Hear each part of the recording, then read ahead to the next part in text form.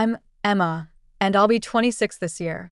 I've been happily married to my husband, John, for 5 years now. Our son, Brian, recently celebrated his 4th birthday. When we first got married, I worked full-time, but now I balance a part-time job at the same company. John is 29, 3 years older than me.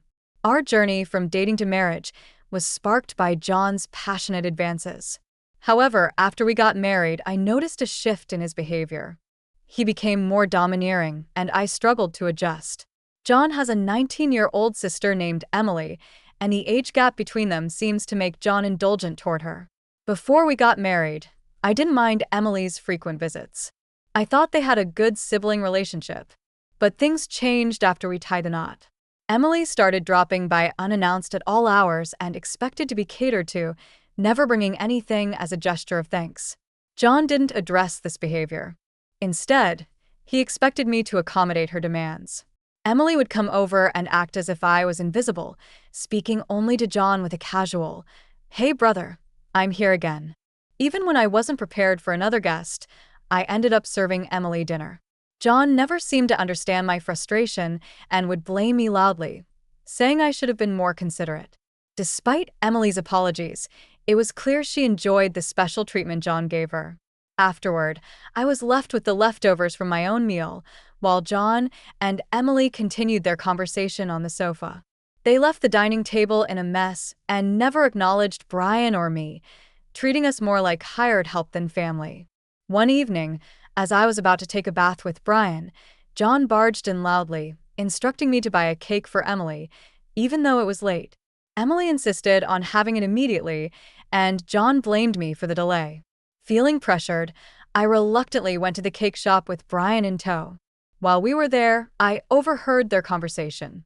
They were criticizing me, calling me inconsiderate, and questioning why John married me. Meanwhile, Brian, although he didn't understand the words, sensed the tension between John and me. Trying to stay positive, I asked him what kind of cake he wanted, and he cheerfully requested one with lots of fruit. Our trip to the cake shop became a distraction from John's earlier words as Brian and I chatted about cakes. We arrived just before closing time and managed to find the cake Emily wanted. We bought 2 cakes, including the fruit-loaded one Brian had asked for. When we got back home, I served the cakes to Emily and John. I then prepared Brian's cake and went to the dining room.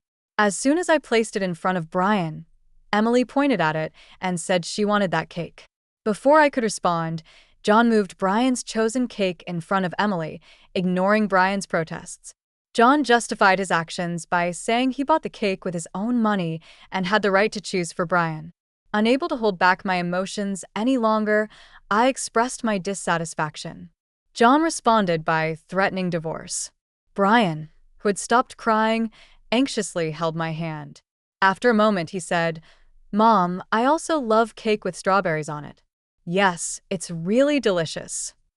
While we were eating the cake Emily had initially wanted, I noticed how much Brian was suffering.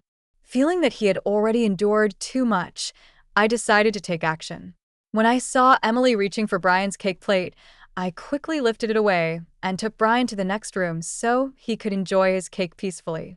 John apologized to Emily, saying he was sorry for being stingy. Despite wanting to argue, I held back for Brian's sake. Seeing Brian enjoy his cake so innocently was a heartwarming sight. After finishing the cake, we decided to have a late bath and then sleep in Brian's bed. The next morning, I discovered that Emily had already left. As I was preparing breakfast, I heard Brian crying. To my shock, I found that his piggy bank, a gift from my father, was broken and all the saved money was gone.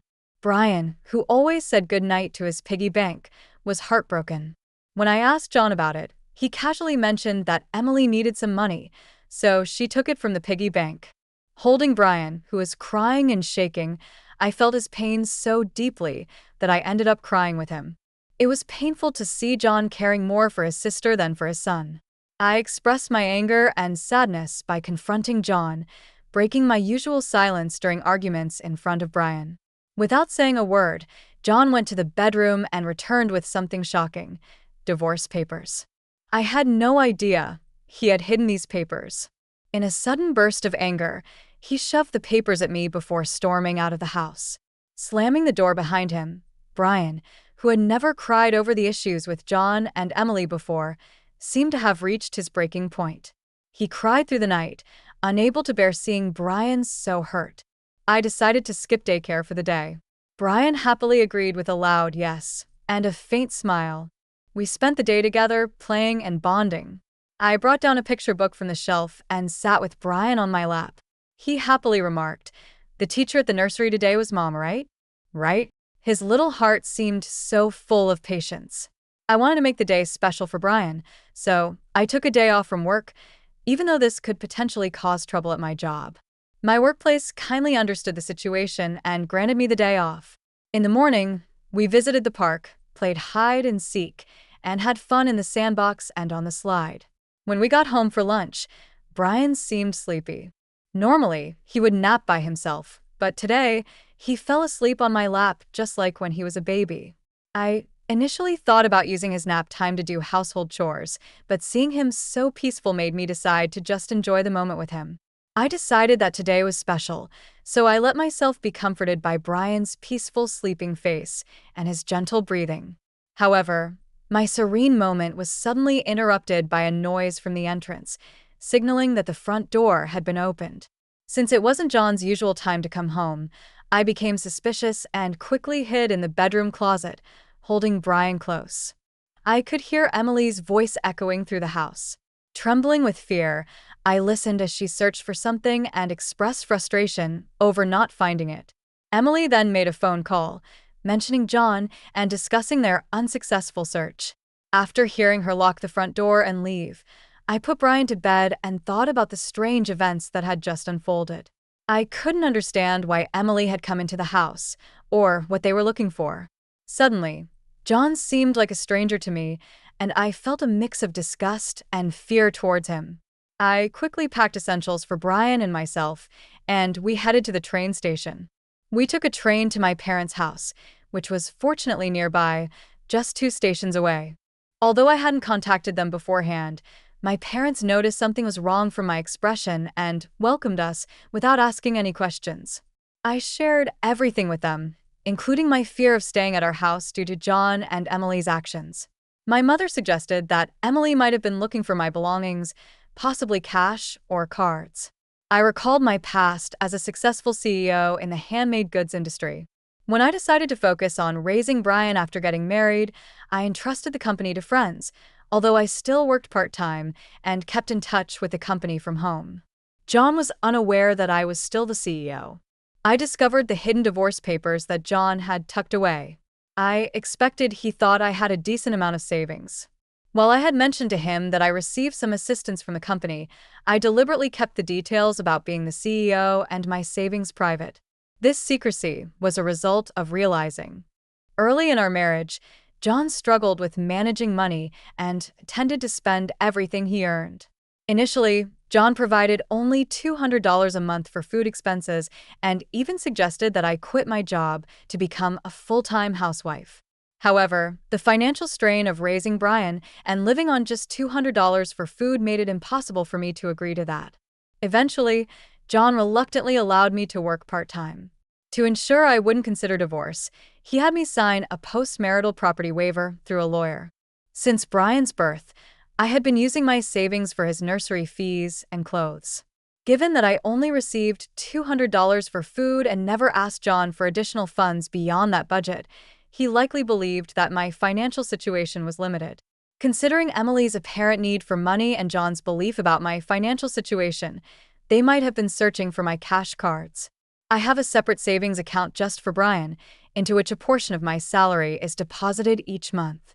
Even though they're searching, they won't find the cash cards, since I always carry my valuables with me. However, there's still an unsettling issue. Emily might be entering our house when we're not there, and John might be allowing it. Following my father's advice, I decided to store my valuables, including the cash cards, in my parents' safe. While I was contemplating their need for money, Brian came to me crying over his broken piggy bank and the shattered promise of saving up. Seeing his distress, my father was angry and vowed to call John. My mother suggested finding out their purpose calmly, as John's mention of divorce might be a tactic to shift blame onto us and make the divorce more favorable for him. To understand their intentions, I decided to record their conversation. I consulted a lawyer who was a friend of my father's for advice. When I returned home, I started cooking dinner while keeping my phone screen down to record secretly. John arrived home and immediately asked about my cash cards, which surprised me. When I questioned him, he gave vague answers and tried to deceive me. As I remained silent, John grew agitated and demanded all my part-time money for his sister. I refused and explained that the money was meant for Brian's savings. In response, John angrily pushed the signed divorce papers toward me, declaring that I was living off his money and didn't need to save for Brian. He even implied that he valued Emily more than our son. Hearing this, I stopped preparing the meal, put the divorce papers in my bag, took Brian's hand, and headed for the door. John loudly declared his serious intent for divorce and instructed me never to come back. I responded by saying I wouldn't return to a house where a stranger could come and go freely. After leaving, I received numerous messages and calls from John, which I ignored. Turning off my phone, I sought refuge at my parents' house and shared the recording and divorce papers with them. Although I confessed to having no love or affection for John, I expressed my concern for Brian. My parents advised me to do as I saw fit, acknowledging the potential emotional impact on Brian if a divorce were to occur. While grappling with the decision to divorce John, Brian expressed his hunger. Seeing my distress, my mother kindly made hamburgers, Brian's favorite dish. Overwhelmed with emotions, I broke down in tears as we sat down to eat. As I expressed my concern for Brian, tears welled up in my eyes. My mother, with a warm smile, told Brian that she had prepared the hamburgers so that he and I could visit whenever we wanted. Taking a bite, Brian exclaimed with joy, praising Grandma's hamburgers and saying he wanted to eat them every day. I responded that it was because the hamburgers were made with the love I have for him. In a touching gesture, Brian took a big bite and offered it to me. Moved by Brian's kindness overwhelmed me, and I couldn't hold back my tears. Despite my attempts to stop them, they continued to flow. My father, noticing Brian's concern, reassured him that my tears were tears of happiness, not sadness. Hearing this, Brian hugged me, understanding the moment. My father's eyes turned bright red as he realized the blessing of being with family. I told Brian that family is precious, and he looked surprised, asking if Dad had said that only Emily was family. My father gently confirmed this, but then asked Brian if he wanted to live with them as family. Brian, with a laugh, happily agreed, making everyone smile. Despite contemplating the divorce, the meal felt so joyful that I finally decided it was time to part ways with John.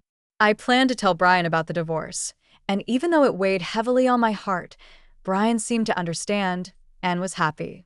He expressed his desire to live as a family, embracing the pet dog and calling him his younger brother, despite the dog being older. Preparations for the divorce began, with contacting a lawyer who was a friend of my father. The next day, we formalized the contract, and my father and Brian shared comforting laughter while I lay in bed, reminiscing about my childhood. When I checked my smartphone the following day, I found over 200 calls and messages from John, revealing his emotional instability. Exhausted, I turned off my phone, and with the lawyer's assistance, we explained the situation to my parents. It turned out that Emily had accumulated significant debt from gambling and shopping addiction, with John acting as her guarantor. He had planned to use my savings to cover her debts. The lawyer confirmed that the divorce papers had already been submitted, and John sobbed upon realizing that it was finalized. Although we anticipated disagreements about child support, he signed a pledge to pay $340 to Brian every month. In a subsequent call from John, his tone was devoid of aggression. He calmly admitted to financial manipulation and explained his complex feelings toward Emily. I firmly asserted my decision and refused to reconsider.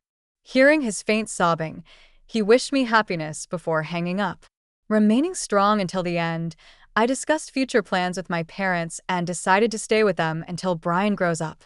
I resumed my role as the company president and later learned that John and Emily had informed their parents about the divorce and their debt, resulting in their disownment. Today, I find happiness in being with my family,